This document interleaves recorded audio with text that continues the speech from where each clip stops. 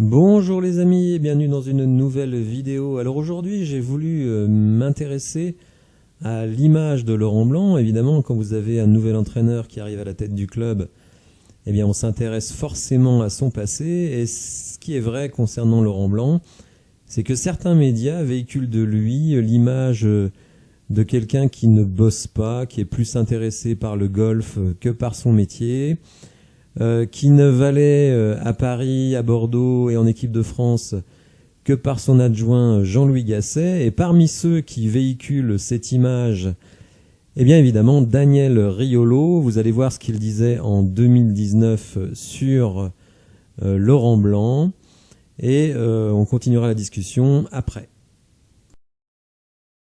En effet, oui. En fait, c'est parce qu'on croit que les gens ont tendance à considérer que dans ce genre d'émission, on donne notre avis, mais sans jamais se renseigner ou sans jamais être informé sur ce qui se dit à l'intérieur du milieu. Parce qu'à l'intérieur du milieu, il n'a pas une super cote, quoi. Ok. Et parce que si tu discutes avec des gens du foot, des agents, des joueurs, il n'a pas, Jérôme le sait, il n'a pas une méga image. Il n'a pas l'image du bosseur, il a cette image. Alors nous on en joue, on en rigole, que c'est l'adjoint qui fait tout.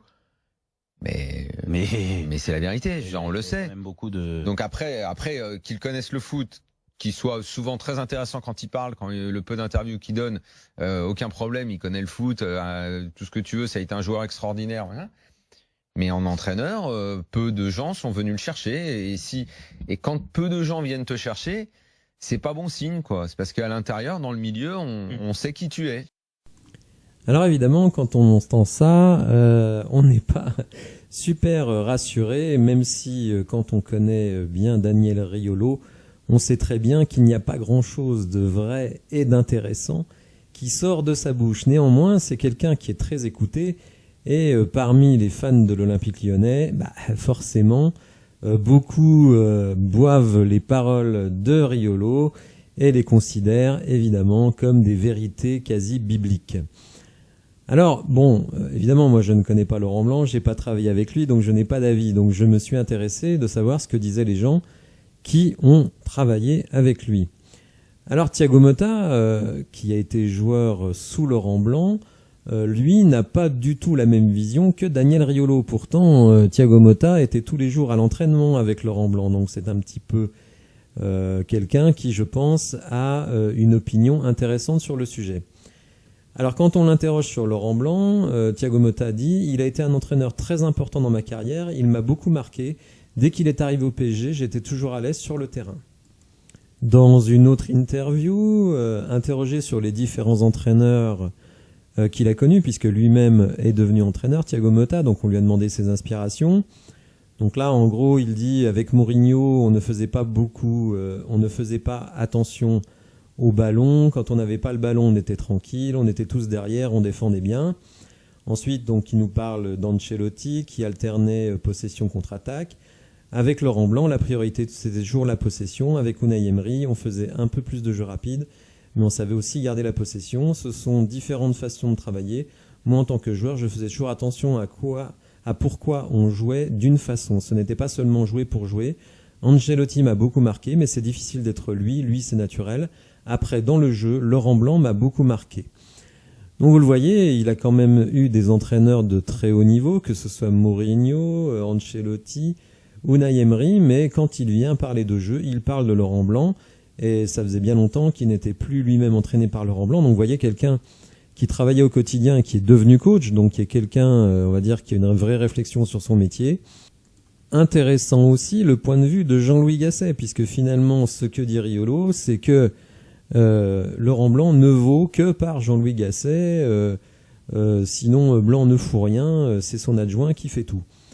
Donc Jean-Louis Gasset, vous voyez aussi en 2019, a été interrogé sur le sujet et il se montre assez agacé par cette façon de voir. Donc on est sur le site Goal, l'ancien coach Jean-Louis Gasset n'aime pas du tout le traitement médiatique réservé à son ami Laurent Blanc.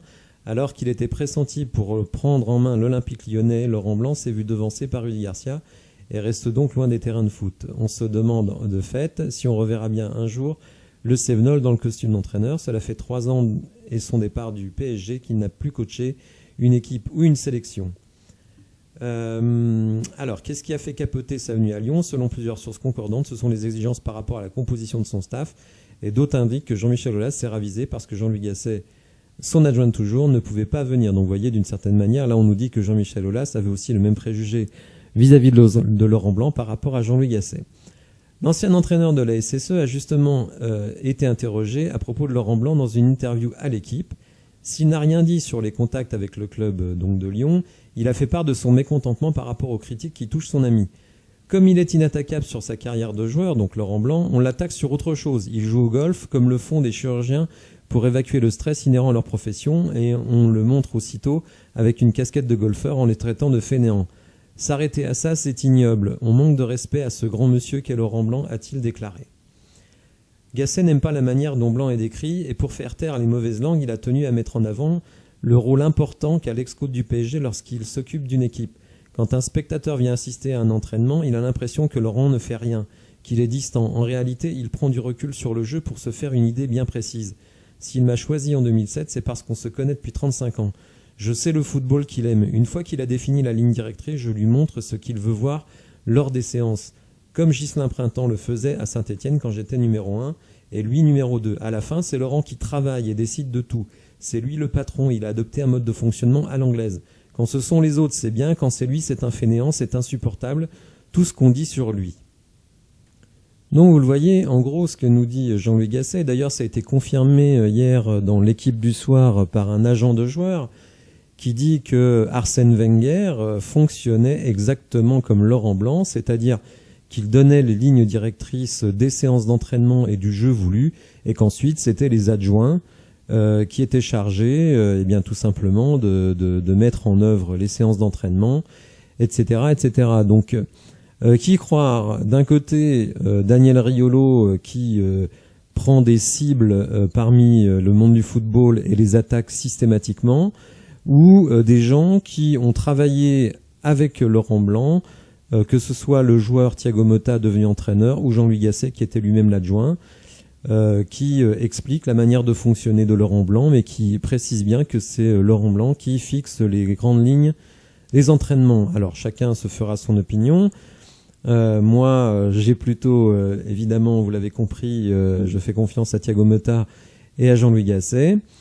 Et donc, justement, puisqu'on parle de l'entourage du technique de Laurent Blanc, l'équipe aujourd'hui fait un focus sur notamment Philippe Lambert, donc qui va être le préparateur physique, et Franck Passy. Alors, je vais pas trop parler de Franck Passy, c'est un adjoint. Bon, c'est pas tellement ça qui m'intéresse, parce que pour moi, la priorité ultime de l'Olympique Lyonnais, c'est de retrouver une condition physique correcte. Bon, sur Passy, on dit en gros que voilà, c'est quelqu'un d'assez autoritaire, enfin disons qu'il y a une autorité naturelle, c'est pas autoritaire, c'est pas tout à fait pareil, mais que c'est quelqu'un de très loyal et qui s'entend parfaitement et qui a toute la confiance de Lolo White. Concernant donc le préparateur physique Philippe Lambert, dont on pouvait peut-être craindre que son âge 60 ans fasse qu'il soit un petit peu dépassé en termes de technologie, l'article d'Hervé Penaud nous dit un peu le contraire, puisqu'il nous dit sur Lambert: on lui dit féru des nouvelles évolutions, ouvert aux technologies modernes, un temps entraîneur adjoint au centre de formation de Lille puis à Lens, il possède le double bagage de préparateur et de technicien. Donc, soit on se fie, on va dire, aux préjugés de Daniel Riolo sur la fainéantise supposée de Laurent Blanc, soit on fait confiance aux gens qui ont travaillé directement et journellement avec lui, et qui encensent plutôt Laurent Blanc, et on va dire l'entourage direct de Laurent Blanc désormais, outre Cassapa, outre Vercoutre, et j'en oublie un, mais peu importe, on aura donc Gérald Passy et Monsieur Lambert. Donc moi j'ai plutôt confiance dans cet attelage. Alors après peut-être qu'on se met le doigt dans l'œil jusqu'au coude. En tout cas voilà, on a hâte de voir ce que ça va donner. Voilà, j'espère que vous avez apprécié la vidéo. Je vous remercie également énormément et chaleureusement pour les 400 abonnés, peut-être même un petit peu plus aujourd'hui. Ça fait très plaisir et c'est ce qui motive à continuer de vous proposer des vidéos, je l'espère, intéressantes. Voilà, merci de m'avoir écouté et je vous dis à bientôt. Au revoir.